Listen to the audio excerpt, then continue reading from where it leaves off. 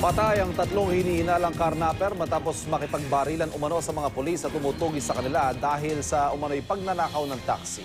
Para sa detalye may live report si Oscar Oida. Oscar? Yes, Ivan, sa mga sandaling ito ay inaasahang gumugulong ng investigasyon para matukoy ng otoridad ang pagkakakilanlan ng tatlong suspect na nasawi matapos ma-involve sa encounter kaninang madaling araw.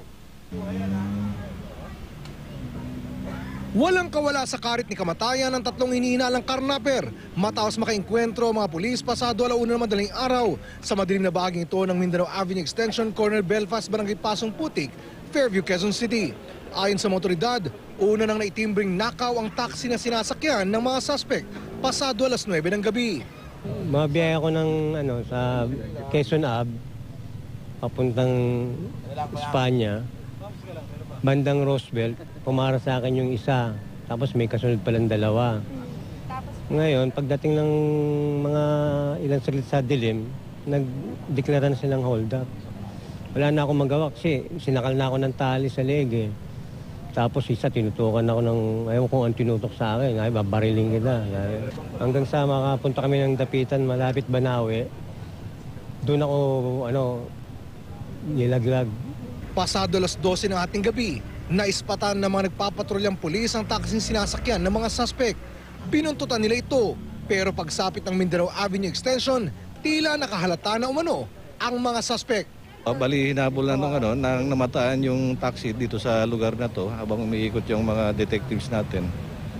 Nakipagputukan itong mga hold-upper at saka karnaper sa mga pulis natin. Matapos ang ilang minutong barilan, napatay ang mga suspect. Di kalayuan sa kanilang mga bangkay, nakita ang tagi-isang kalibre 38. Positibo namang tinukoy ng nabiktimang taxi driver ang isa sa mga suspect na siya umanong nanutok sa kanya. Bagamat hindi pa masabi ang grupong kinabibilangan ng mga suspect, malaki ang suspetsya ng mga otoridad na gagamitin sana ng mga ito ang kinumander nilang taxi para mang-hold up sa area. At kaugnay nga nang nangyari, Ivan, pinapanukala ngayon ni Senior Superintendent Joel Pagdilao, QCPD Director, na mukhang makakaigi itong pinapanukalang ID system ng LTFRB nang sa ganun matiyak hindi lamang ang seguridad ng mga taxi driver, kundi na rin ng mga pasero, lalo pat nitong mga nakaraang araw, medyo napapadalas ang nasasangkot ang mga nakaw na taxi sa mga holdapan. Ivan? Maraming salamat, Oscar Oida.